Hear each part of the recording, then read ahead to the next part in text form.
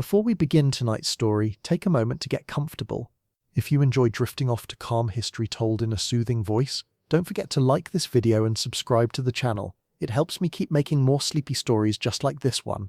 Now, let's travel back through time to the mountains of northern China, where an endless wall once rose beneath the stars. The stones stretch like a sleeping dragon, winding over the dark mountains, their edges glowing faintly in the starlight. There's a kind of stillness here, the kind that makes you whisper without realizing it. The wind hums low through the cracks, carrying dust older than memory. You can almost hear the echo of boots long gone, soldiers who once stood guard and wondered if anyone would ever remember their watch. Today, the Great Wall of China feels eternal, like it was carved by the earth itself. But of course it wasn't. It was built by hands, millions of them, each laying brick upon brick for reasons that now feel half lost to time. If you stand still long enough, you can almost imagine the first torch being lit, the first stone being pressed into the mountain's skin. The wall isn't just stone, it's story. And tonight we'll start at the beginning. But first, let's take in this moment. A wall so long it could outlast memory, and so quiet it could lull you to sleep. They say the wall can be seen from space. Not really true, but the idea feels right. It's that kind of thing, larger than logic. When you walk along its top, it feels endless. Hills, valleys, towers, and turns, all wrapped in silence. Tourists climb its steep steps, breathing hard, pausing to take photos that never quite capture what it feels like to stand there. You look one way, and it vanishes into haze, look the other, and it keeps going, like time itself. The Great Wall isn't one single wall, though. That's the first secret most people don't know. It's hundreds of walls, built, rebuilt, joined and abandoned, like a giant patchwork quilt stitched over 2,000 years. Some parts are proud and strong, others crumble quietly into the dust. But together, they tell a story older than any one empire, a story that began with fear, ambition, and a dream of keeping the wild world out. If you listen to the wind along the wall, it sounds like whispering, as if the stones are talking among themselves. Maybe they are. After all, they've seen everything. Kings, peasants, invaders, lovers, monks, and modern tourists with cameras. The wall has been a fortress, a road, a monument, and sometimes just a pile of rocks no one cared about anymore. But tonight we'll think of it as something else, a diary written across mountains. Each tower, each brick, each slope tells a story. Who built this? Who carried the stone? Who froze in the winter wind and who never made it home? These questions float in the air like ghosts, and that's what makes the wall magical. It's not perfect, but it's alive in a quiet way. Standing here, it's easy to forget this used to be a war zone. The mountains seem peaceful, but they once echoed with the clash of metal and the crack of horns. The wall wasn't made for beauty, it was made for survival. To the north were nomadic tribes, fast, fierce, and unpredictable. To the south, Chinese farmers and cities. The wall was meant to keep one world from swallowing another. But walls don't just keep people out, they trap people in too. Every empire learns that. In a way, the wall became China's mirror, showing both its greatness and its fear. You can almost picture an emperor looking at a map, drawing a long line with his brush and saying, "There, build that." Easy to say, harder to do. The Great Wall feels timeless now, but it started small, just a few rough walls between rival kingdoms. Back then, China wasn't one big empire. It was a patchwork of states, each with its own kings, soldiers, and dreams. Some built walls to keep raiders out, others just to mark their borders. Eventually, these lines grew longer, and one day they would be joined. But that part comes later. For now, imagine those early walls, packed earth, reeds, and logs. Not grand, not mighty, just stubborn. They weren't meant to impress anyone. They were meant to survive. And somehow they did. Beneath today's stones lies that old, rough soul. There's something poetic about the fact that the wall doesn't really end. You can walk for days and it'll twist away from you like it's shy. Some parts crumble into fields, others vanish under sand. But the spirit of it, that urge to build something that lasts, that's still there. The wall was never just a defense. It was a statement, a whisper to the sky. We are here, and we will endure. Every civilization has its monument, the pyramids, the cathedrals, the temples. But China's monument moves. It flows with the land, climbs mountains, crosses rivers. It's less a structure, and more a feeling. The line between chaos and calm. You might think a wall like this would feel cold or harsh, but it doesn't. There's a strange warmth in its silence. Maybe it's the history, or maybe it's the stories people bring to it. Every traveler adds something, a footprint, a thought, a photo, a dream. Even if you've never been there, you've seen it in your mind. That's the power of symbols. The Great Wall doesn't need to say anything. It just stands there, and you understand. And that's why it's the perfect place to start our journey, with stillness. Before kings, before wars, before the first shovel of earth was lifted, there was just the land and the people, who decided that the world needed boundaries.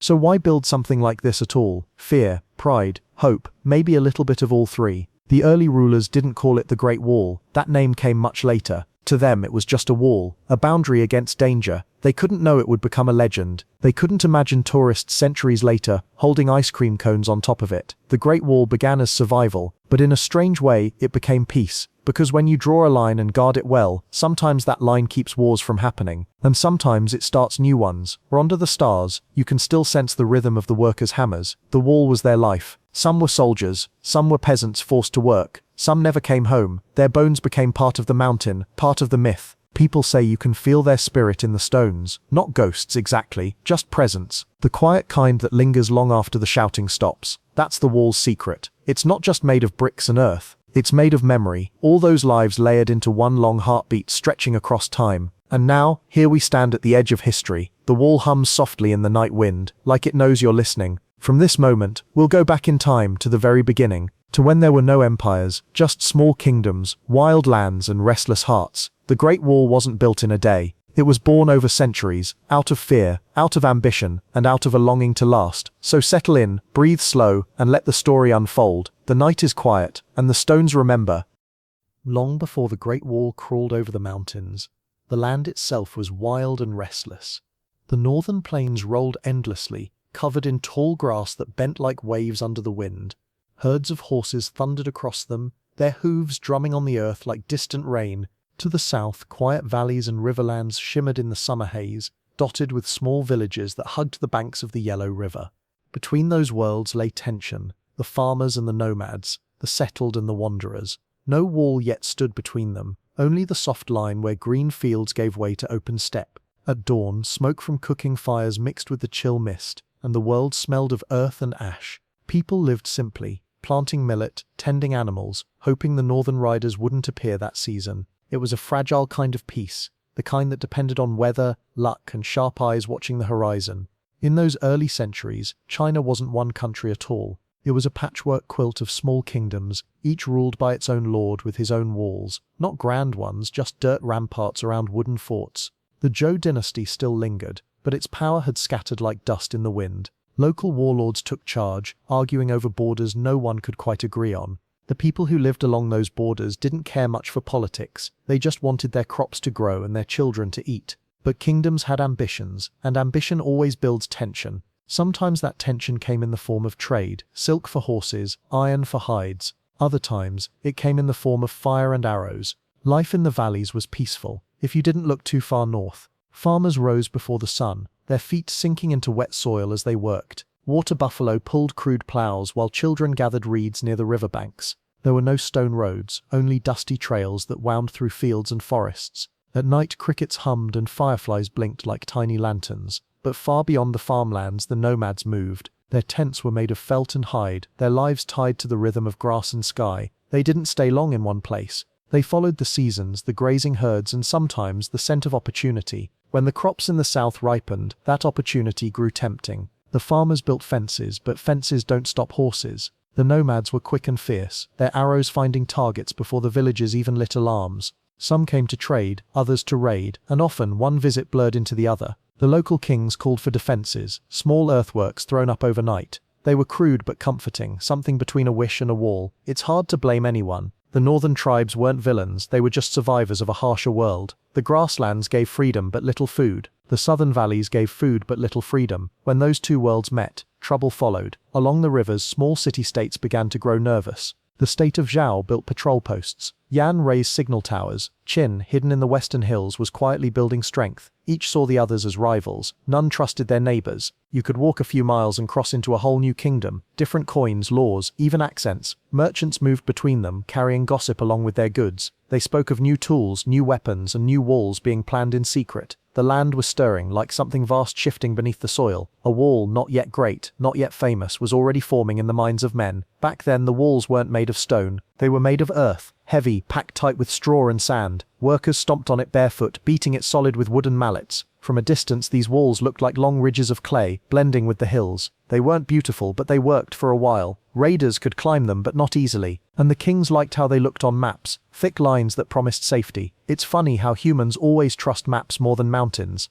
A straight line drawn by an emperor feels stronger than the wild curves of nature, but the land doesn't listen to ink. The Zhou rulers still claimed to be in charge, but no one really listened anymore. China was splitting apart like dry mud in summer. Every lord built his own fortress, every general his own army. Alliances came and went faster than the seasons. Yet even in this chaos there was a strange kind of progress. Iron tools, new crops, and better writing spread between states. You can almost picture the scene: a scholar under a flickering oil lamp, writing about morals and harmony, while outside, someone sharpens a sword. The land was smart, ambitious, and deeply nervous. It needed a wall, not just of stone but of order. Rotter below, rotter bedtime, with the rock and core of time, that you pose par Q, grind to bedtime ties. The northern tribes adapted, learning when to attack and when to vanish. Farmers rebuilt their homes again and again, each time a little farther from danger. Eventually, some villages began linking their small dikes and berms together, one farmer's fence meeting another's rampart, until without realizing it, they'd formed a small wall across the valley. It wasn't planned. It just happened, like vines growing together into something solid. These were the ancestors of the Great Wall, though no one would have guessed it at the time. They were just tired of rebuilding. By the end of the Zhou era, the world was cracking open. The 7 warring states were rising: Qin, Zhao, Yan, Qi, Chu, Han, and Wei. Each dreamed of ruling all the others. The northern ones, exposed to raids, started strengthening their walls. They didn't know it, but they were laying the bones of something that would outlive them all. In every brick and shovel of dirt there was fear and hope. Fear of the riders who could appear from the mist, and hope that a little more height, a little more width, might make the difference. The wall was becoming more than a barrier, it was becoming an idea, and so the land waited. It was divided, yes, but full of energy, like a bow drawn back before release. The people didn't know it yet, but unity was coming. A single ruler would soon rise, gather all those scattered walls, and stitch them together into one mighty thread. But that's another story, the story of a man named Qin Shi Huang. For now the fields are quiet again. The fires burn low, and the wind hums across the hills. Somewhere, under the stars, a small wall of clay stands against the dark, the first whisper of something that would one day become the Great Wall of China. The first true walls in Chinese history rose during the Zhou dynasties, long before anyone dreamed of a Great Wall. These weren't stone giants stretching over mountains, but simple, sturdy defenses meant to keep one village from bumping elbows with another. The Zhou kings ruled loosely, more like patient grandparents than strict emperors. Their empire was wide but fragile, held together by shared customs and a few good harvests. Every state under them built something of its own, a fortress here, a rampart there. They didn't think of themselves as wall builders, they were just practical people, stacking earth where it needed stacking. And yet out of those small decisions came something much bigger, the birth of China's obsession with boundaries. At night, as fires burned along the riverbanks, the Zhou lords probably never imagined they were laying the first footprints of a legend. But history has a way of sneaking up on people. The Zhou didn't rule from a grand palace but from the heart of the plains where the yellow river curled like a golden snake. Life was simple: fields of millet, slow-moving carts, and the distant echo of bells from oxen ploughing the earth. The kings sent envoys to their vassals, reminding them to honor rituals, pay taxes, and occasionally behave. The rest of the time, those vassals did whatever they pleased. And what pleased them most was defense. Every noble feared raids from his neighbor, or from the north. So they built, not walls of stone, but ramparts of earth. The Zhou called it Tucheng, meaning Earth City. It was more mound than marvel, but it worked. When danger came, villagers ducked behind the walls, and archers lined the top with crude bows. Not impressive, but enough to say, "This is ours." They were for people: farmers, herders, traders, and monks. Inside them, life was orderly. Markets bustled, bells rang for festivals, and scholars debated under the shade of old trees. Outside, the land stretched wild and unclaimed. The walls marked not just territory, but identity. Inside meant civilization, outside meant chaos. It's strange how a pile of dirt could mean so much. But the Zhou believed strongly in order, the idea that everything in the universe had its rightful place: heaven above, earth below, and man in between. The walls were a reflection of that belief. Inside the wall was harmony, outside was the unknown. The Zhou people had a saying: build high, sleep easy. They didn't have concrete or cranes, just patience and community. When word spread that a wall was to be built, everyone helped. Men with shovels, women carrying baskets of clay, children stamping down mud. It was more festival than labor camp. They sang, laughed, and gossiped while creating something that might protect them for generations. You could call them the first construction crews in Chinese history. No uniforms, no paychecks, just a shared need to feel safe when night fell and wolves howled from the hills. Those early walls weren't perfect, but they were born from unity, and that made them stronger than stone. Of course, not all Zhou lords were so cheerful about building. Some built walls to show power rather than for safety. It became a status symbol. Look how wide my walls are. Look how many hands I command. Sooner or later, walls stopped being only about protection. They became about pride. From the royal court to the smallest hamlet, everyone started copying one another. You could travel for miles and see ramparts rising like earthen waves across the landscape. No one called it the Great Wall, but you could feel something forming, a habit of defense, a national rhythm of caution. It was in the Zhou age that China learned to shape its fears into architecture. Philosophy and walls grew side by side. The Zhou period birthed thinkers like Confucius and Laozi, one preaching order, the other harmony. Confucius might have seen walls as symbols of structure and duty. Laozi might have said they were unnecessary, that true safety comes from peace within. Somewhere between those two ideas, China found balance, enough order to build, enough wisdom to wonder why. You can almost imagine Confucius strolling by a village wall, hands behind his back, saying something profound like, "A wall is strong not from stone, but from the hearts that raise it." And the villagers would probably nod politely, then get back to digging. The Zhou kings also built frontier fortresses to mark their borders. These were the ancestors of the Great Wall, small lonely outposts guarding passes and river crossings. Soldiers stationed there lived simple lives, patrolling the hills, boiling millet porridge, writing home on scraps of bamboo. The days were long, the nights colder, yet they were proud. To them, standing watch on the frontier meant protecting everything they loved, their families, their harvests, their land. They didn't know it, but they were the first of many. Their watchfires would one day stretch thousands of miles. By the later Zhou period, walls began linking, one lord's rampart touching another's, small fortifications merging into regional barriers. It was accidental at first, but the idea was contagious. When one border grew taller, the next ruler built his higher. The walls crept outward, becoming veins across the countryside. Merchants traveling between cities started complaining. Too many gates, they said, but kings liked gates. Gates meant taxes, taxes meant power.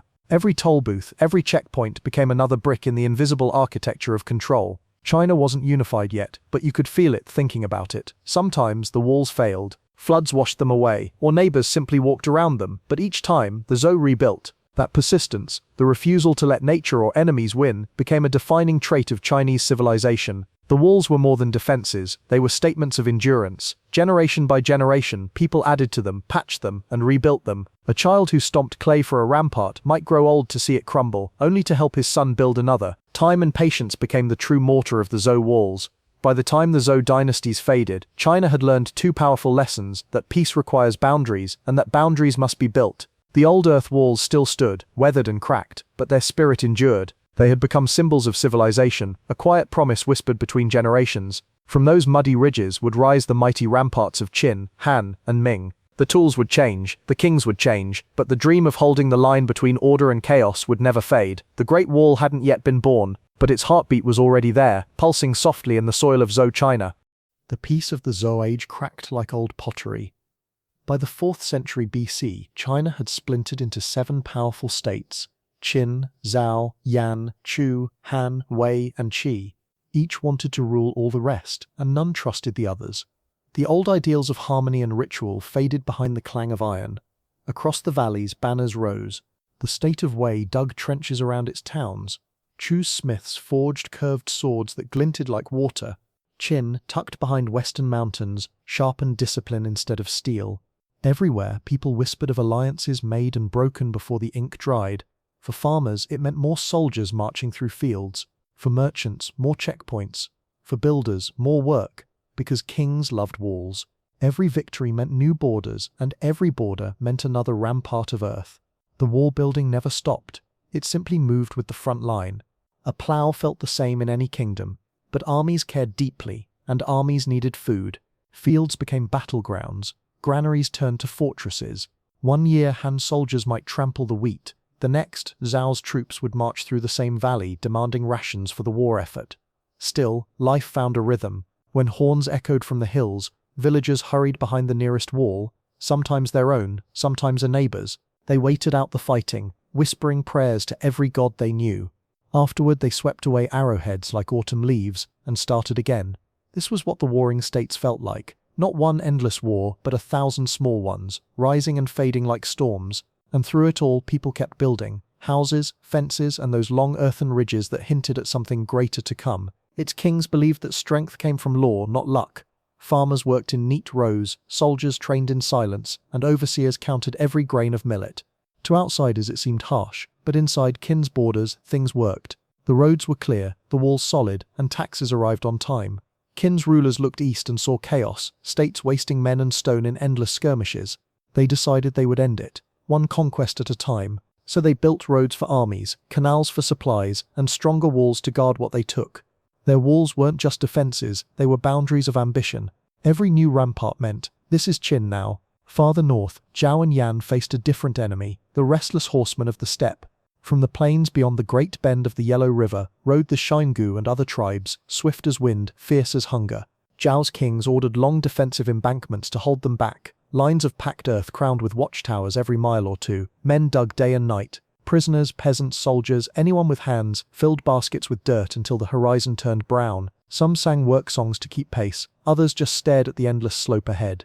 When finished, Zhao's walls snaked for hundreds of li across the grasslands. It wasn't yet great, but it was the first wall built purely out of fear of the north. At night, torches flickered along its ridge like a necklace of fire, marking where China ended for now. While the north built walls, Chu in the humid south built palaces. Rich in rice and timber, Chu thought itself safe behind rivers and forests. Its rulers dressed in bright silks, loved music and occasionally marched north just to remind others they existed. Yet even Chu felt the pull of defense. Riverbanks grew lined with stockades, and towns circled themselves with dikes against both floods and foes. Merchants from Qi arrived with carts of bronze goods, gossiping about wars farther north. Traders from Wei complained about tolls. The markets buzzed with rumor, who attacked whom, whose wall had fallen, whose king had vanished. It was chaos, but an oddly organized chaos. Everyone was preparing for something larger, though no one could name it yet. Somewhere out there a farmer's son looked at a half-finished wall and wondered if it would ever end.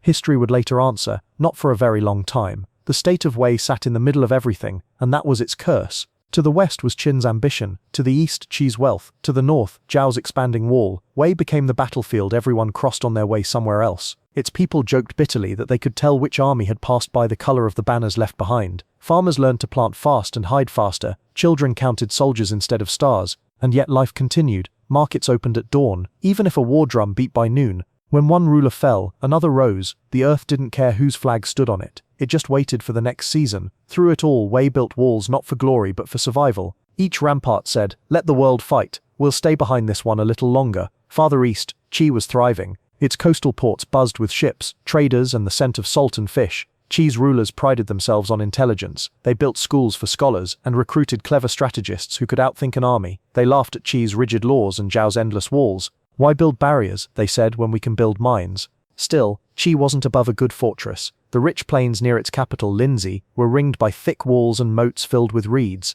Travelers said Qi's ramparts were so wide that 2 carts could ride abreast atop them. Inside, life was comfortable. Philosophers debated, musicians played, and blacksmiths hammered bronze spears that would soon be sold to both sides of a war. Even in chaos, Qi managed to sound like civilization. Maybe that's why the rest envied it so much. By now, the land was covered in walls, great brown veins of earth cutting through valleys and plains. They didn't meet, but they almost touched, like fingers reaching across the map. Each ruler imagined his own wall would last forever. None realized that one day, a single emperor would stitch them all together. For the people, though, walls meant work. Every season, thousands of laborers were called to dig and tamp earth under a blazing sun. Soldiers guarded them, overseers counted them. Some died from heat, some from exhaustion. Yet the rhythm of construction was steady, thud, scrape, stomp, echoing from one horizon to another. In the evenings, the workers rested around campfires, sharing simple food and stories about home. None of them knew they were building something that would one day be called great. They just wanted to see morning. As the wars dragged on, something strange happened. People began to adapt. The generation born during peace was gone. Everyone alive now had known only conflict. Soldiers became craftsmen of survival, knowing how to read clouds for arrows, how to find food in burned villages. Farmers built homes half underground to hide from raiders.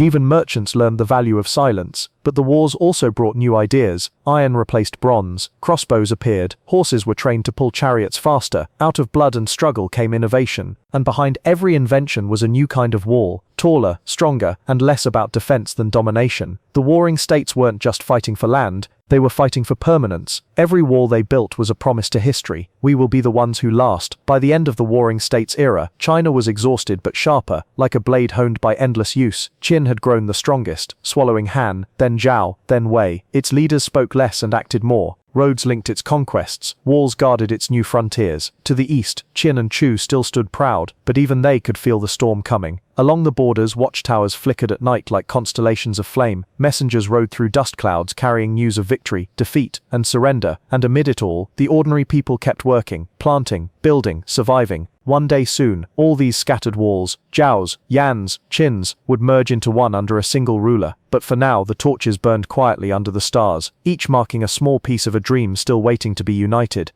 From the chaos of the warring states rose one kingdom that refused to sleep, Kuin. Behind its mountain walls, its rulers forged a nation of discipline and iron law. The farmers marched like soldiers, the soldiers worked like machines, and the sky itself seemed to echo the clang of bronze bells marking each hour of labor.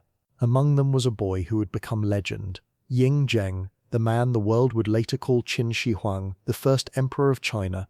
He was not born to gentleness. He watched his world divided by borders drawn in blood. He learned that peace was something you had to build, brick by brick, decree by decree. And so when he came to power, he made a simple vow to end the fighting, even if he had to conquer everyone to do it. Qin's armies moved like thunder. They crossed rivers, climbed hills, and left roads in their wake. Villages awoke to the sound of drums rolling like storms from the west. One by one, the other states fell, Han first, then Zhao, Wei, Chu, Yan, and finally Qi. For the first time in memory, all under heaven bowed to a single ruler. When the wars ended, the land fell silent, as if unsure what to do with so much peace. Smoke rose not from burning cities but from cooking fires again. Qin Shi Huang rode through his new empire, seeing rivers of wheat where armies once stood. He declared that China would never again break apart. Of course, that meant making sure no one could cross its edges, and for that he looked north. The first emperor was obsessed with connection. He linked the kingdoms with straight roads and canals, unified the written language, the weights, even the width of chariot axles.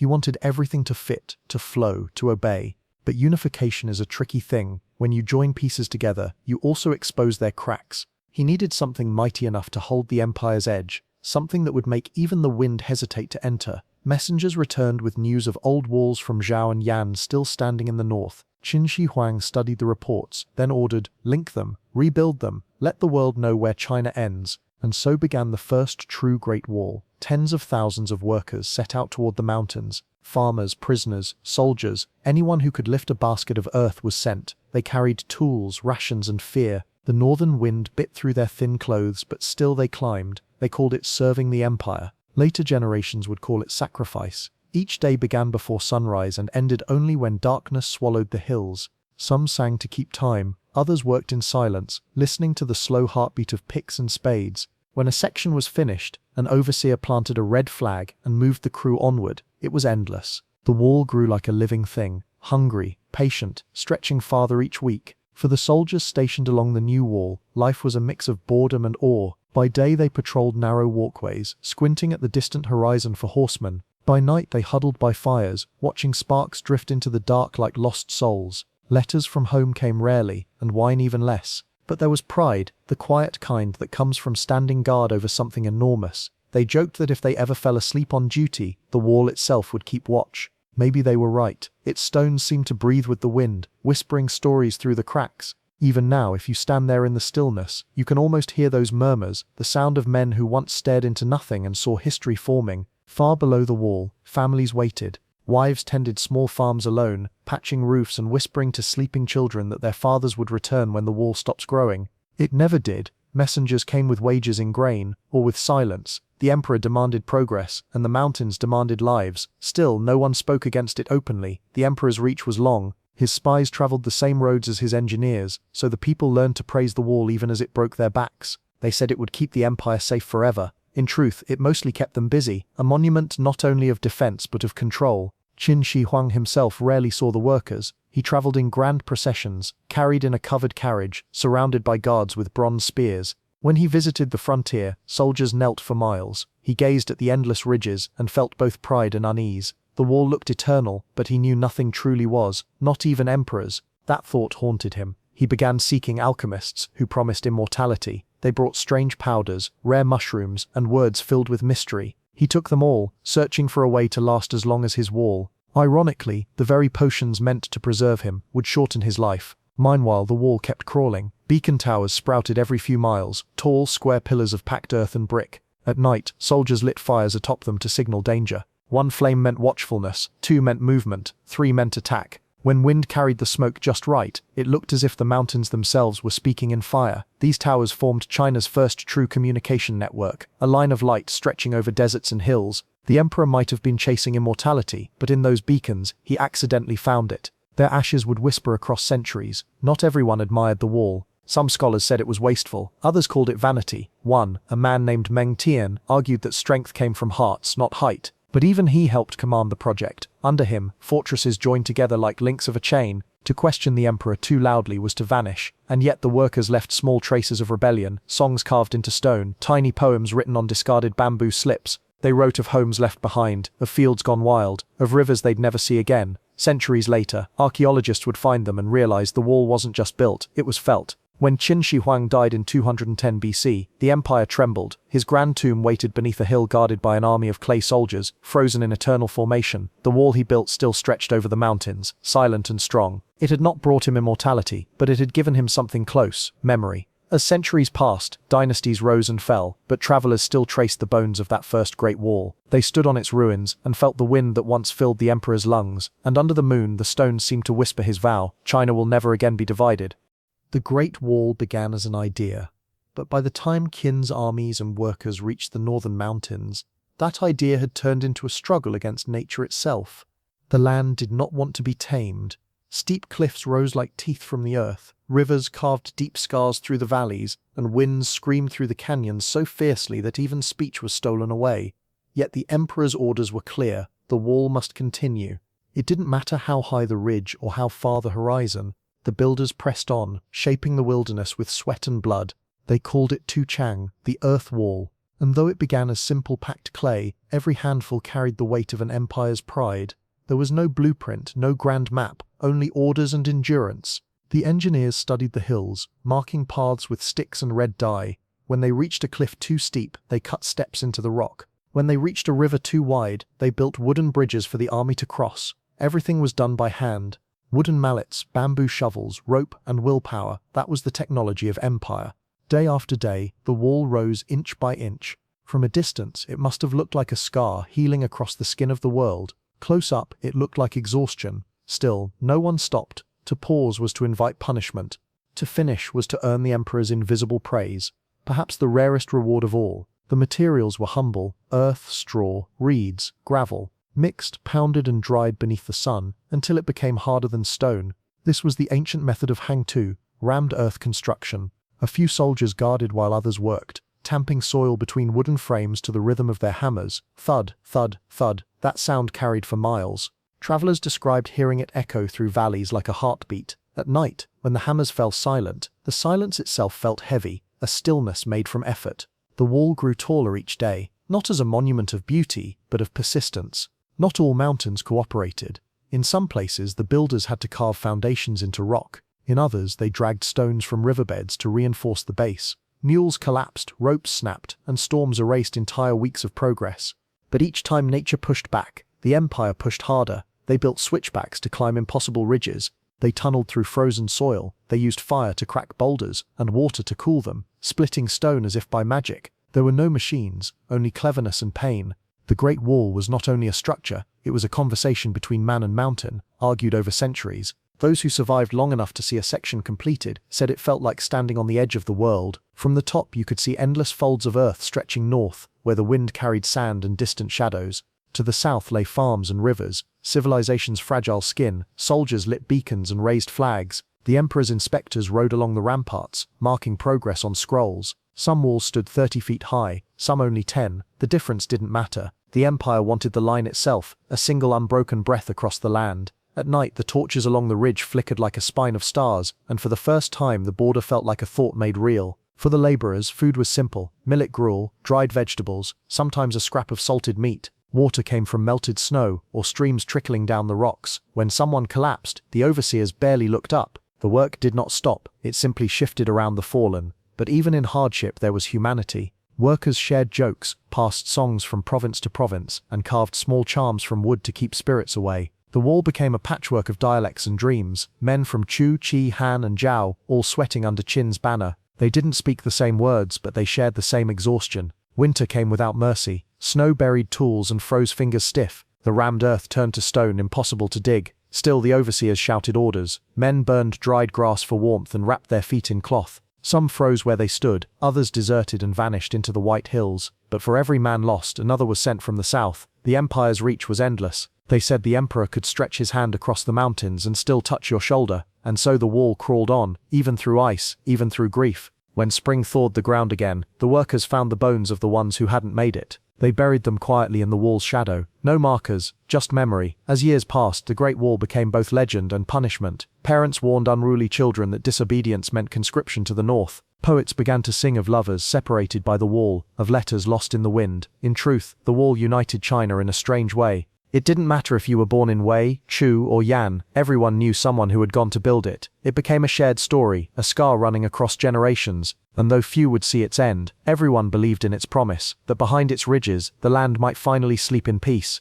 The emperor demanded reports daily. Riders galloped between camps carrying bamboo scrolls, listing progress and casualties. Each mile built was a small victory, a step toward eternal order. But the empire was stretching itself thin. Roads cracked, crops failed, and whispers of rebellion drifted through the southern provinces. Still, the wall kept growing. Some said it was less a defense and more a statement, a line drawn not against the north but against time itself. The emperor wanted the world to remember that he had existed, that he had changed the shape of the earth. And perhaps he had. When the final stretch of the Qin Wall met the borders of the old Zhao ramparts, the overseers cheered. The emperor's dream was complete, a single unbroken wall running across mountains, deserts and rivers. It was not perfect, parts sagged, others cracked, but it stood. From a distant hill, the wind carried the echo of the workers' last songs, fading into the sky. The empire had built the impossible, a wall not meant merely to keep enemies out, but to prove that humans could defy the land itself. Centuries later, travelers would stand upon its ruins and still feel the hum of that defiance beneath their feet. The stones would whisper softly, "We built, therefore we endured." When the dust of Qin's empire settled, a new dynasty rose. The Han, gentles where Qin was fierce, curious where Qin was strict. They inherited the Great Wall and turned it from a weapon into a bridge. For the first time, the wall did not just divide, it connected. Far to the west, deserts shimmered under a cruel sun, hiding paths that led to lands no Chinese had ever seen. Traders whispered of kingdoms filled with tall horses and bright cloth, of spices that burned the tongue, and stones that glowed like captured fire. The Han emperor listened, and saw opportunity. So the frontier outposts that once bristled with soldiers became markets. The Great Wall, once a wound between worlds, became the spine of a new one. They crossed narrow passes where wind howled like wolves, and sand buried footprints in minutes. Behind them, the Great Wall stood like a guardian, watching them vanish into the west. At first they traded with nearby tribes, furs for fabric, horses for tools, but word spread. One merchant told another, and soon a river of commerce flowed through Asia. What began as local barter became legend, the Silk Road. The wall no longer ended civilization, it became its starting point. The soldiers who once stared into the cold northern void now watched travelers from distant lands arrive with stories and scents they'd never imagined. Men from Persia, India, and beyond the mountains brought glass beads, jewels, and new ideas. At night, fires flickered along the wall's watchtowers, and the languages of half the world mingled in the air, soft, rhythmic, strange. The guards began collecting trinkets from travelers, tiny reminders that their lonely post sat at the edge of something huge and human. Even the wall seemed to listen, its stones soaking in words carried by the wind. Along the frontier towns, life began to change. Markets sprouted near every gate, inns offered hot broth and rest to passing merchants. Farmers grew extra millet to feed the caravans. The Great Wall that once divided the known world now pulsed with movement and life. You could buy silk dyed in red, pepper from India, jade from Khotan, or incense from Persia. And with the goods came ideas, new gods, new stories, new songs. The people who once lived in fear of outsiders began to greet them with curiosity. For the first time, the wall was not just a barrier, it was a meeting place. Still, danger was never far. Bandits roamed the trade routes, and sandstorms could erase an entire caravan. That's why the Han emperors reinforced the wall, not to shut the world out, but to keep the path alive. Beacon fires were rebuilt, garrisons refitted, and soldiers trained to ride swiftly along the passes. They learned to light smoke signals by day, and flames by night, messages racing from one tower to the next in minutes. The wall became not just stone, but communication, a nervous system of empire. From Chang'an to the desert, it whispered warnings, carried news, and guarded hope. For those who lived along the wall, the world suddenly felt bigger. A farmer might sell wheat to a trader bound for Persia. A child could play with a toy made by a craftsman from the far west. Priests spoke of gods from distant lands, and musicians carried strange instruments of string and wind. The wall's shadow stretched across cultures now, It was no longer the end of China, but the edge of a vast web tying half the earth together, and all of it began with silence, with the same wind that once howled against lonely towers now carrying laughter and trade instead. In winter, snow blanketed the wall and the caravans paused. Traders stayed in garrisons, sipping hot tea beside soldiers who once might have feared them. They shared stories of the desert, of the sea, of home. One Persian merchant taught the guards a game played with small stones and a wooden board. A Chinese archer traded his fur coat for a piece of blue glass said to hold the sky inside. It was an age of exchange, not just of goods but of souls. Even in stillness, the wall buzzed quietly with connection, like a bridge humming in the wind. The Han emperors understood that walls could defend, but roads could enrich. They sent explorers like Zhang Qian westward, carrying gifts and peace offerings. His journeys opened the far routes of the Silk Road, linking China to kingdoms beyond imagination. When he returned years later, the emperor greeted him like a hero. Through Zhang Qian, China discovered lands with elephants, grapes and strange bronze coins, proof that the world was wider than the wall had ever imagined. The emperor smiled and said, "Then we must build farther." As centuries passed, the Silk Road became a legend. Entire towns grew from resting camps, and the wall watched it all with quiet dignity. Time softened its edges, but not its purpose. Even as dust settled in its cracks, caravans still passed beneath its gates, following the ancient rhythm of trade. Monks from India carried scrolls of Buddhist teachings, travelers from Rome spoke of marble cities by the sea. Each brought a piece of their world, leaving it in exchange for a piece of China's. The wall, unmoving yet ever-changing, stood witness to it all, and so the great wall that began in fear became a thread of connection. The stones that once echoed with war now hummed with conversation. From the icy deserts of the west to the green hills of the east, it tied empires together through trade, curiosity and courage. At night, when the desert cooled and stars spilled across the sky, the wall glowed pale beneath the moon, a bridge of earth and dreams. It had become something far greater than defense. It was the memory of humanity reaching out, not to divide the world, but to understand it.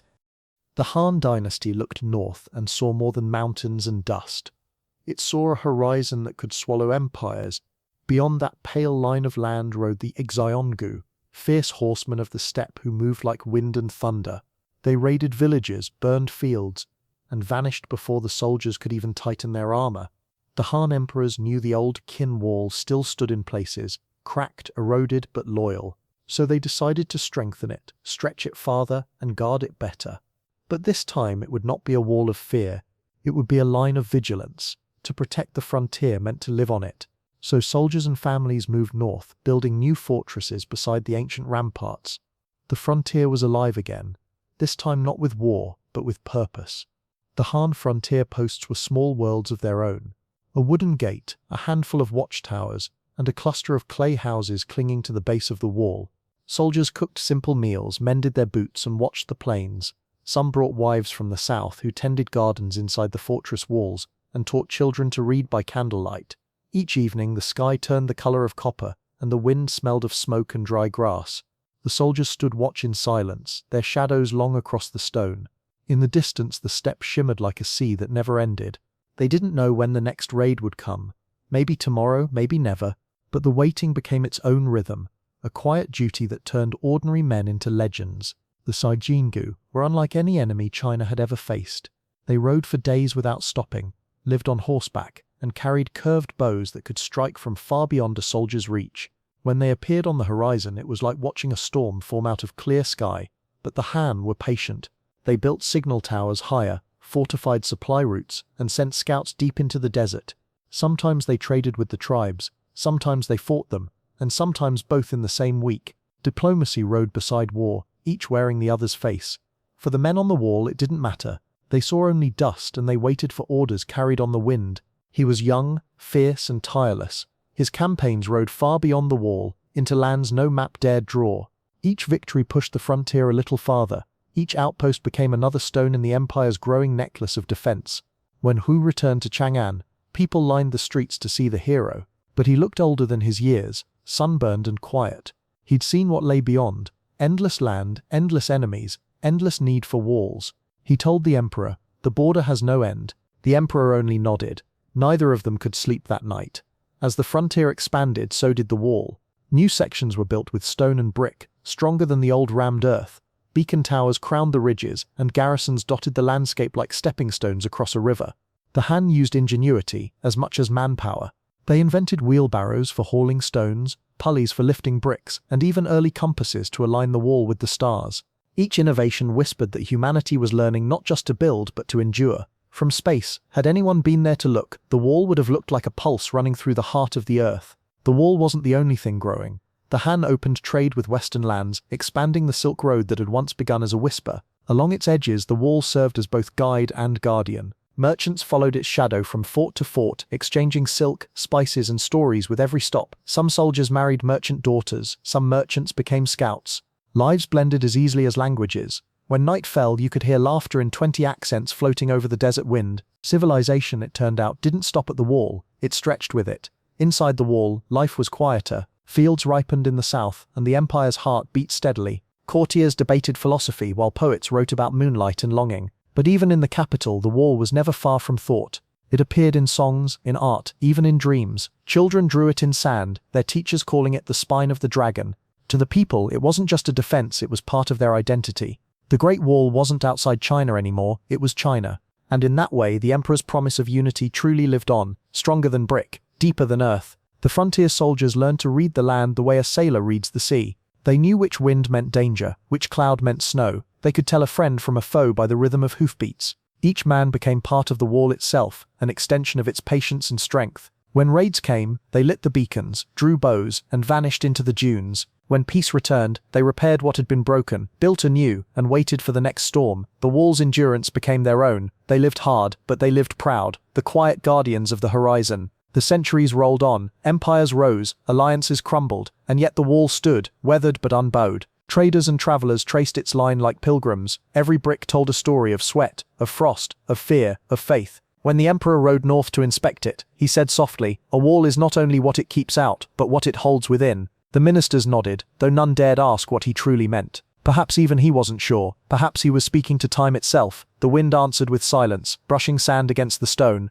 By the end of the Han era, the Great Wall stretched farther than anyone could have dreamed. It had become a living thing, breathing with history, pulsing with human effort. The beacons still burned, though sometimes only for memory's sake. When night fell and the desert cooled, the wall glowed faintly under the stars, and the soldiers on watch whispered stories of the emperors who came before. The world beyond was still wild, but inside the wall, the empire slept in peace, not perfect, not eternal, but hard-earned, and for a few quiet centuries, that was enough.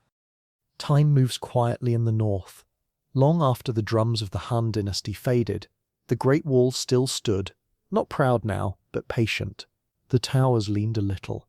The ramparts cracked. Grass began to grow where once soldiers had marched. New rulers came and went, each too busy with their own troubles to care much for old stones. The frontier had shifted.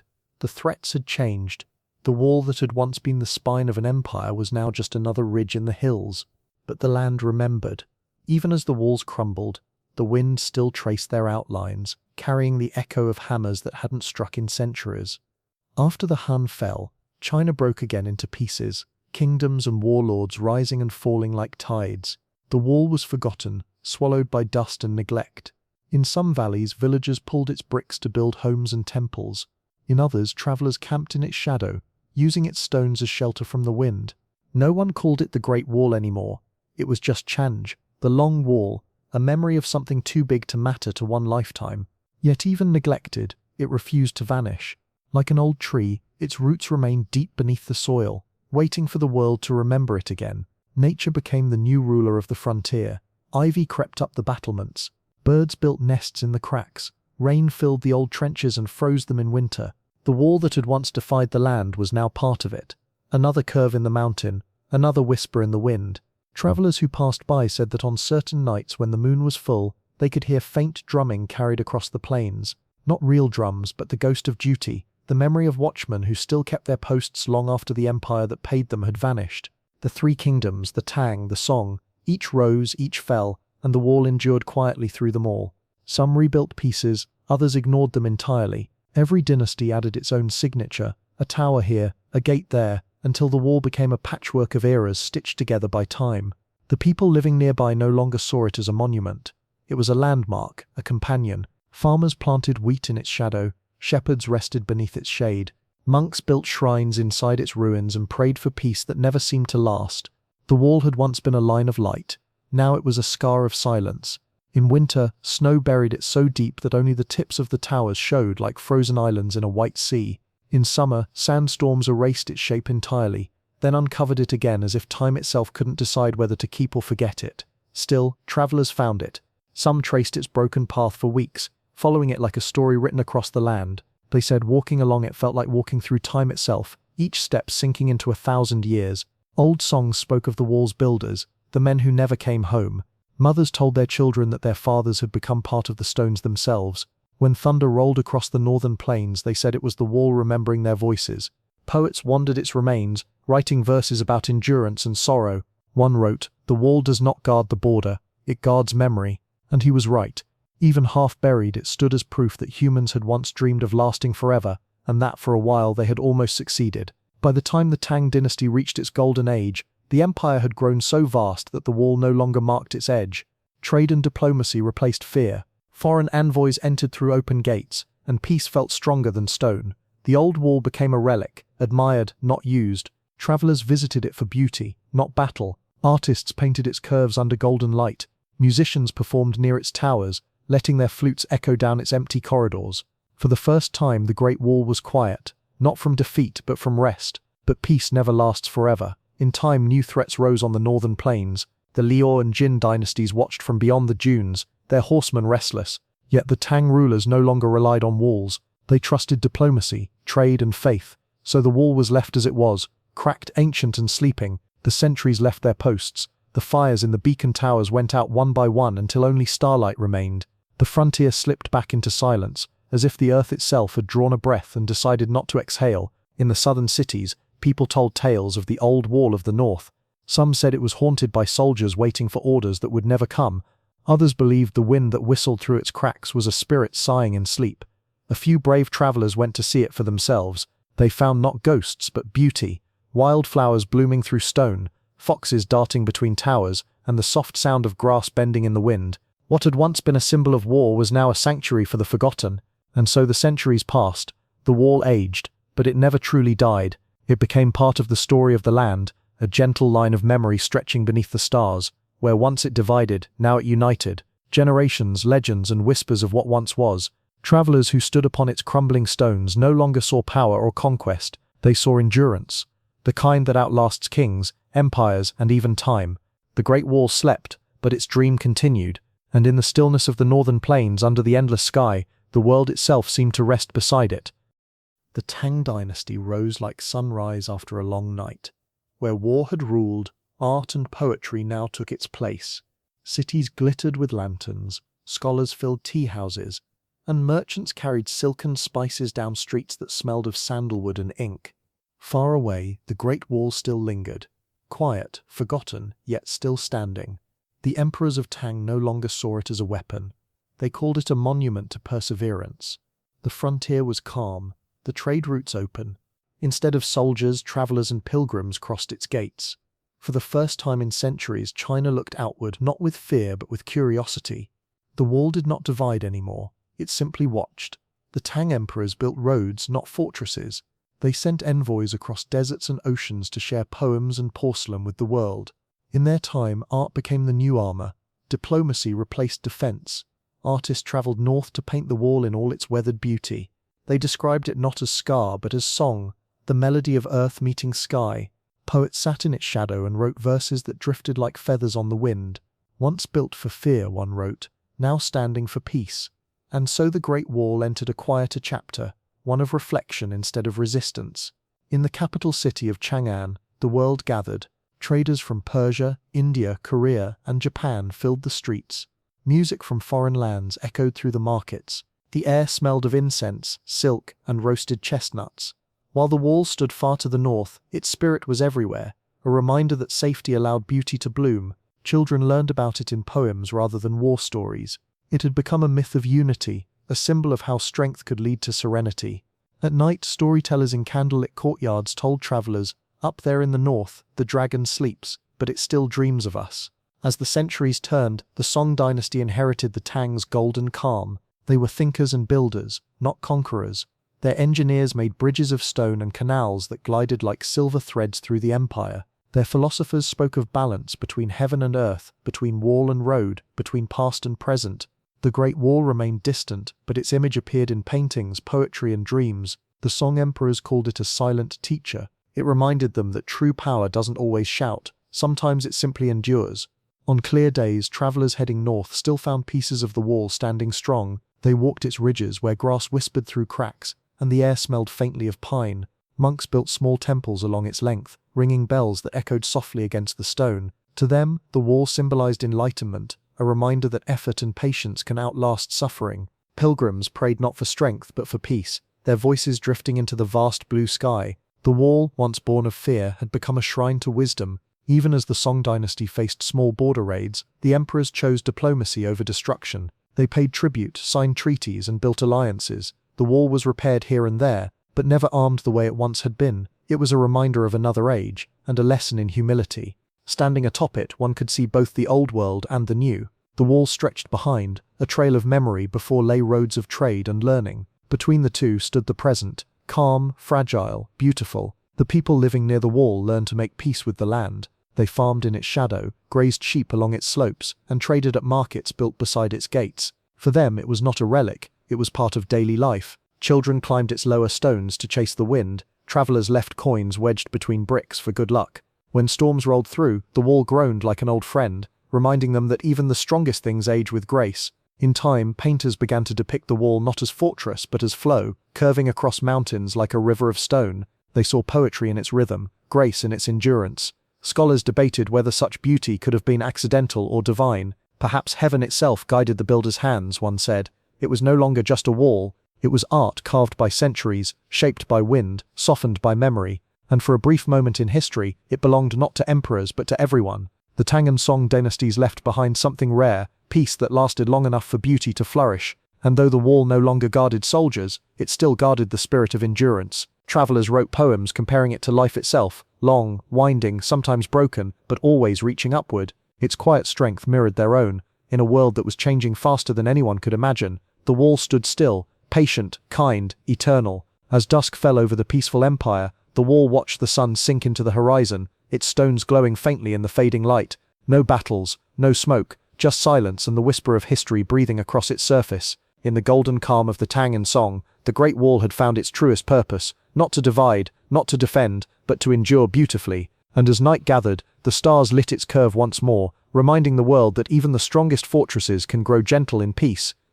For centuries the wall had slept beneath the sky, quiet, content, watching empires rise and fade like waves. Then, from the far northern plains, the wind began to change. It carried the thunder of hooves, the crack of bows, and a name that would echo for 1,000 years, Genghis Khan. The Mongols moved like weather, sudden, unstoppable, and vast. No walls could slow them. They crossed mountains as if they were hills, rivers as if they were puddles. To them, the Great Wall was not a barrier, but a path. The wind that once whispered through its towers now roared with a different voice, one that would sweep across half the world. The Song dynasty held the south, elegant and wise, while the Jin dynasty ruled the north behind the wall. The Jin trusted in its old stones, believing the dragon of defense would wake if danger came. But when Genghis Khan's riders appeared, the sky itself seemed to bow before them. They didn't attack head-on. They slipped through passes, crossed frozen rivers, and flanked the towers that had watched for centuries. The soldiers inside the forts lit beacons too late. By the time the smoke rose, the Mongols were already behind them. The wall had protected China for 1,000 years, but against Genghis Khan, even mountains moved aside. Armed with chariots, the Mongols were unlike any invader before. They fought without rhythm, without pattern, like the wind itself. They appeared, vanished, and struck again. The wall's towers could not see far enough. Its garrisons could not move fast enough. In villages near the frontier, people hid in caves, listening to the rumble of hooves like distant thunder. The soldiers on the wall watched helplessly, as columns of dust marked the paths of unseen armies. The dragon had grown old, its scales cracked, its fire dimmed, and yet, even as pieces of the wall fell, some guards refused to abandon their posts. Duty, they said, does not crumble. So when the Jin capital fell, word spread like wildfire. The Mongols had breached the wall. The unthinkable had happened. For the first time in memory, the dragon of stone had been pierced. The Mongols moved south like a tide, but they did not destroy everything. They absorbed what they conquered. Craftsmen, scholars, farmers. Even as they tore down, they rebuilt in their own way. The wall, once symbol of division, became a road for their armies, a guide across the vastness of China. The Great Wall had lost its purpose as defense, but not its power as symbol. It remained, watching a scar turned into a map. Genghis Khan did not hate walls, he simply believed in speed more than stone. To him, walls were puzzles, to be outsmarted, not feared. When his armies conquered city after city, he left many walls standing. He said, "A wall is useful to keep out the cold." In his strange way, he respected what he overcame. The Great Wall in his eyes was not an enemy, it was a teacher, proof that even the strongest creations eventually bow to change. And so, while the Mongols ruled, the wall slept again, humbled, yet still enduring. Under Mongol rule, China transformed. The Yuan dynasty emerged, binding east and west like a single road. The Silk Road flourished once more, caravans carrying goods between continents, guarded not by walls but by the Khan's reputation. The Great Wall, though broken, found a new role. It became a marker for travelers, a line of memory tracing where worlds once collided. Foreign merchants from Venice and Persia rode past its ruins, amazed by its endless curves. Some said it looked like the bones of a giant sleeping beneath the sky. Perhaps they were right. The Mongol peace, Pax Mongolica, spread across Asia like calm after storm. Trade, art and science flowed freely. The wall's towers, once filled with watchmen, now sheltered travelers. Fires that once warned of invasion now warmed tea. For the first time, the world beyond the wall was open. And though the old soldiers might have shivered at the thought, the merchants rejoiced. The wall, which had stood for separation, had finally become part of a bridge between civilizations. The dragon, it seemed, had learned to share its sky. Yet, even under the Mongols, the land never forgot its past. When storms rolled through the plains, lightning flashed over the broken battlements.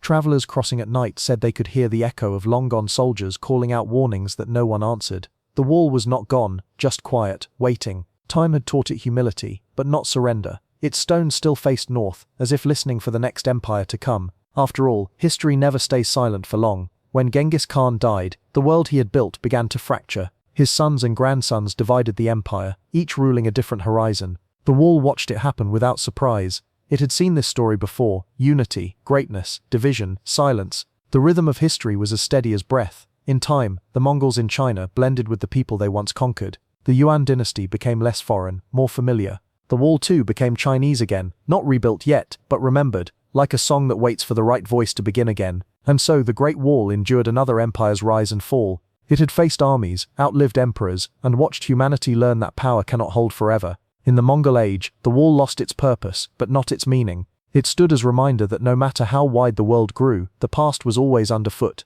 The wind carried the memory of hoofbeats long after they were gone. When the stars rose above its quiet towers once more, the wall seemed to sigh, weary but still standing, as if to say, "I have seen storms before, I will see peace again." After the Mongols faded like dust on the plains, the Ming dynasty rose, determined, proud and weary of history's lessons. They had seen what happened when the frontier slept. So when they looked north and saw the broken bones of the old Great Wall, they decided to bring it back to life, not from earth this time, but from stone. The emperors declared that no invader would ever again cross China's heart. They gathered architects, generals, and thousands of laborers. Plans were drawn, orders sealed, and drums echoed once more through the mountains. The dragon would rise again, harder, taller, and grander than ever before. The Ming Wall was a masterpiece of endurance. Unlike the rammed earth of old, this one was made of stone blocks, bricks, and lime mortar, so strong it would outlast centuries of storms. Each section was planned with precision. Towers every 100 meters, guard posts every mile, fortresses at every strategic pass. It wasn't one wall but a network, weaving across 13,000 miles of mountains and deserts. A wall so long, they said, that it could wrap around the moon. The people laughed at that, but secretly they believed it. After all, the Great Wall had already outlived kings. Why not reach the stars too? Tens of thousands worked day and night. Soldiers, farmers, prisoners, craftsmen. Each man became part of something far larger than himself. The wall rose like a tide of grey, snaking along ridges and plunging through valleys. In the distance, the sound of hammers and chisels was like thunder rolling across the land. The workers joked that they were paving the spine of the dragon. At night, campfires glittered along the slopes, turning mountains into constellations. Some sang songs of home, some whispered prayers to ancestors, some simply stared into the flames, wondering if anyone would remember their names when the wall was done. The emperor sent generals to oversee every frontier, among them General Qi Jiguang, the man who would become legend. He reorganized the armies, trained the militias, and made the wall not just a monument but a living defense. He built strongholds with kitchens, stables, armories, and watchtowers linked by signal fires. Under his command, the wall became a breathing creature again, one that could send messages from one end of the empire to the other in a single night. When he rode along the battlements inspecting the work, the soldiers saluted and whispered, "The dragon has a heartbeat again." Along the northern frontier, villages sprang up beside the fortresses, blacksmiths forged weapons, farmers grew grain for the garrisons, and merchants sold goods to the soldiers. The wall, once lonely, now thrummed with life. Children chased each other across the courtyards while soldiers drilled with wooden spears. Lanterns hung from gates, and travelers stopped to trade gossip from distant provinces. The Great Wall was no longer just a defense, it was a border city, stretching endlessly across the mountains. At dusk, as smoke from hundreds of cooking fires rose into the air, it looked as though the wall itself was breathing. The Ming emperors knew the wall alone couldn't hold the north, so they filled it with watchmen, tens of thousands of soldiers stationed at intervals, their lives measured in shifts and seasons. They patrolled narrow walkways, listening to wind whistle through the arrow slits. In winter, frost bit through armor. In summer, the heat shimmered off the stones. But the view never changed. Endless plains to the north, endless mountains to the south, and the same sky above. Some said the wall taught patience, others said it taught silence. Either way, it made philosophers out of soldiers. Beacon towers blazed again, smoke by day, fire by night, each tower speaking to the next like words across a page of mountains. The system was so perfect that a message could travel from one end of China to the other in just hours. When the beacons were quiet, the wall glowed with peace. When they burned, they painted the horizon with urgency. And yet, more often than not, they burned for practice, not panic. The empire was calm, and the wall stood as its silent promise that it would remain so. The Ming Wall was more than military might, it was artistry. The bricks were glazed with care, the towers sculpted to follow the rhythm of the terrain. In the capital, painters captured its image in scrolls that stretched almost as far as the wall itself. Poets compared its length to eternity, and its endurance to faith. The stones do not speak, one wrote, yet they tell all stories. Travelers from foreign lands came to see it and left in awe, calling it one of the wonders of the earth. For once, even the mountains seemed to bow to human hands. But nothing lasts forever. As the Ming centuries rolled on, the empire began to strain under its own weight. Taxes rose, rebellions sparked, and the once mighty garrisons grew thin. The wall still stood, strong and silent, but fewer men walked its paths. Grass grew between the bricks. When storms came, no one repaired the cracks. When towers fell, they were left to crumble. The dragon was weary again, not slain, just forgotten. It had guarded China longer than any soldier could. Now it simply watched as time marched past its gates. By the dynasty's end, the wall had once more become both monument and memory. It had been rebuilt by human hands, defended by countless lives, and had seen peace, war, joy, and grief alike. As the last Ming soldiers lit their beacon fires and watched the smoke drift into the cold northern wind, they must have wondered if the wall would outlast them again. History would answer, yes it would, because the Great Wall was never just brick and stone, it was the story of endurance itself, rising, falling, rising again. And as night fell, the flames flickered softly one last time, lighting the face of a dragon that never truly slept. The final years of the Ming dynasty were heavy with silence. The Great Wall still stretched across the horizon, but the empire it guarded had begun to crumble from within. Corruption spread through the court like cracks through old stone. Famines starved the countryside. Soldiers went unpaid, their armor rusting in the damp barracks. From the north came whispers, a new power gathering beyond the passes. The Manchus watched and waited, patient as winter itself. The wall stood tall, but its guardians no longer did. It had always been strong enough to stop armies, but not hunger, not greed, not time. Inside the capital, Beijing glimmered with palaces of gold and red, but inside those walls the empire's heart faltered. Officials argued while peasants rioted for grain. The emperor retreated deeper into his gardens, listening to music to drown out the cries of his people. Out on the frontier, the wall waited, a loyal guardian with no one left to command it. Its towers flickered with weak fires, its patrols fewer and fewer. The dragon's eyes had grown dim, yet under the moonlight it still looked magnificent, proud, defiant, and unaware that its age of glory was nearing its end. The cracks of history widened. In the west, rebel armies rose, men with nothing left to lose, marching beneath tattered banners. They stormed cities, burned granaries, and declared themselves saviors of the people. The Ming sent troops to fight them, leaving the northern gates unguarded, and that was when the Manchus moved. Not with rage, but with calm precision. They crossed the frozen rivers, slipping through the gates that were supposed to be closed forever. The Great Wall did not fall, it was opened. No stone broke, no tower burned, just a door unlatched by human hands. The legend says it happened at Shanhai Pass, where the wall meets the sea. The Ming general Wu Sangui, torn between loyalty and survival, made a fateful choice. Surrounded by rebels, abandoned by his emperor, he opened the gates to the Manchus and invited them in. The wind that blew through that open gate carried the end of a dynasty. The dragon's breath turned cold, and as the Manchu banners fluttered through the smoke, the Great Wall, which had kept out the world for 2,000 years, became the bridge that ushered a new one in. The Ming fell, and the Qing dynasty rose, foreign conquerors who would become emperors of China. Their rule began not with destruction, but with adoption. They kept the wall, the palaces, the rituals, even the language of power.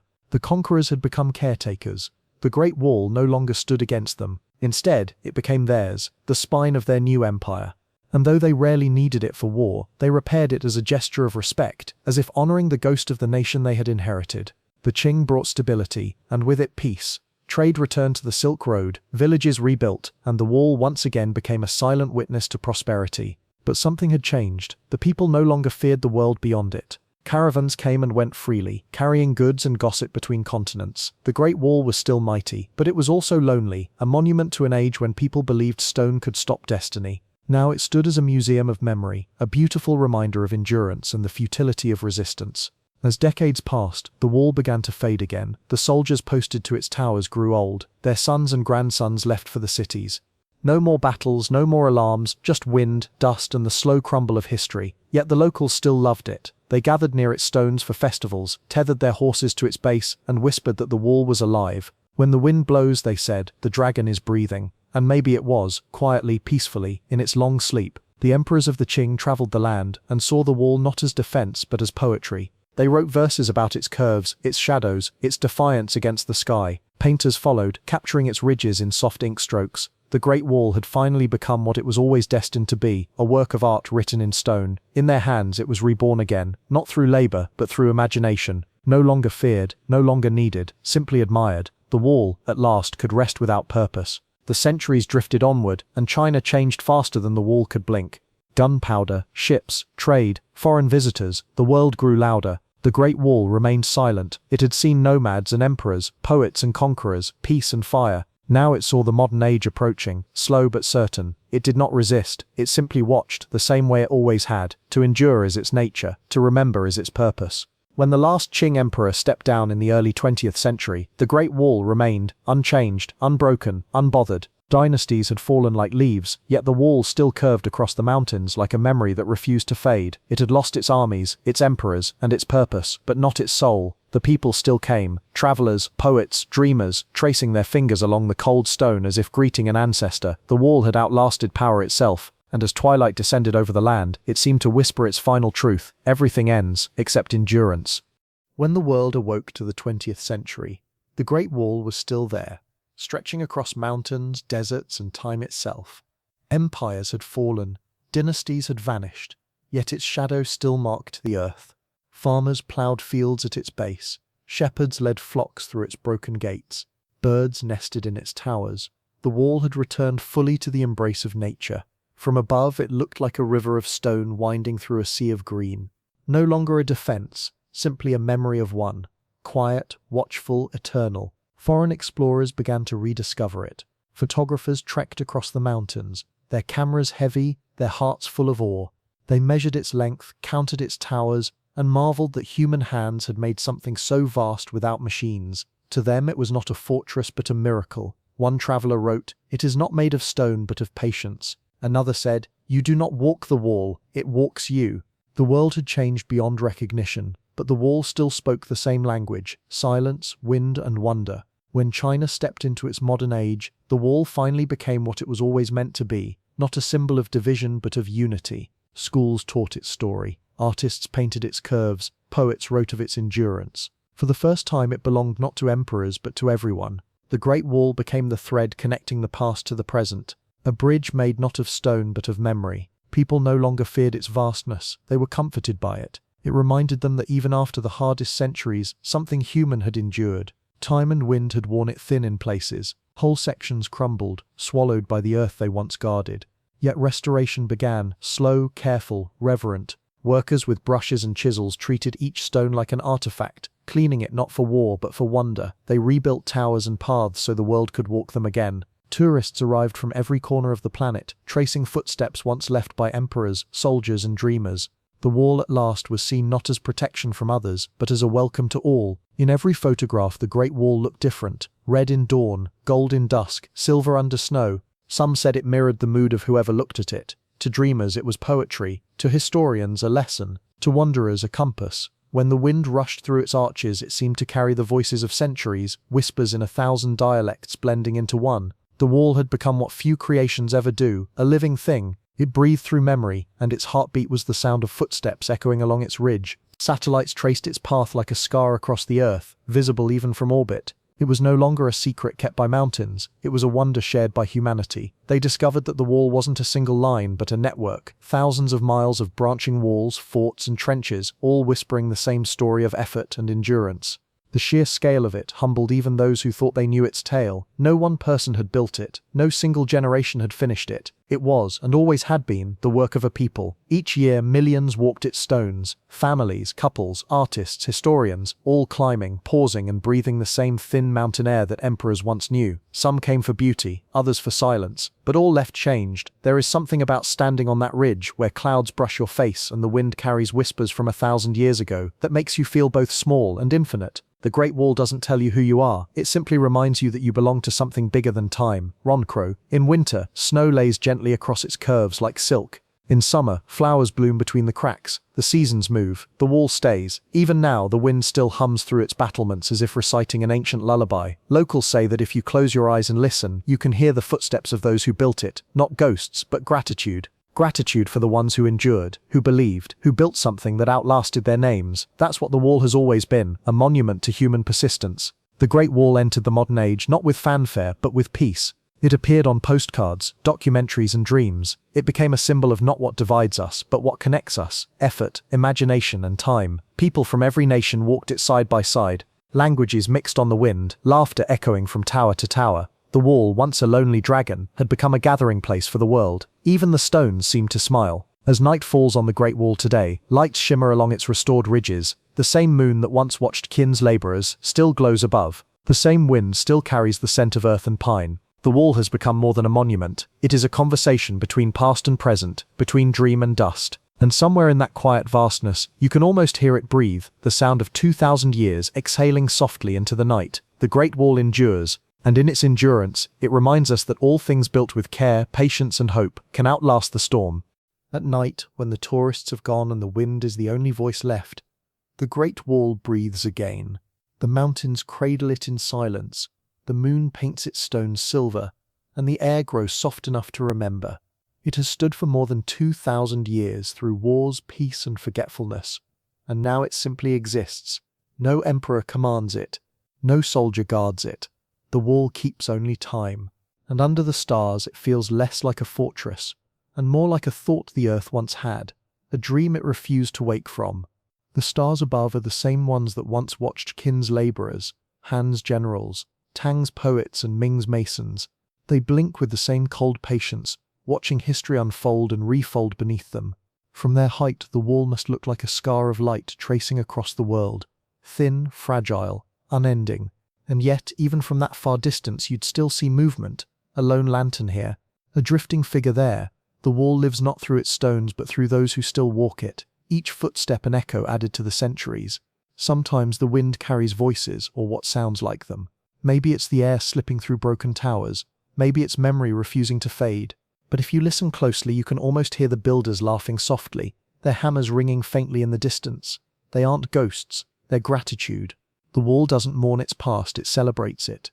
Each grain of dust, each chipped brick, is proof that humanity once tried to reach eternity, and nearly succeeded. Trunlortabron grow.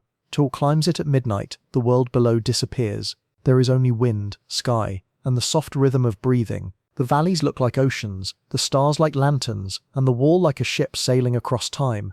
Up there, it's easy to believe that the world is still young, that the emperors are merely sleeping, and the watchfires could flare to life again. The silence is so complete you almost expect someone to answer when you whisper hello. In that stillness, the wall feels alive. Every curve matches the mountain's breath. Every stone fits the rhythm of the earth. It is less a wall now and more a song, slow, deep, wordless. The kind of song that has no beginning and no end. Maybe that's why the wall never truly crumbles. Because songs don't die when the singer stops. They live in those who remember the tune. The Great Wall's melody hums quietly through every human who's ever built, dreamed or endured.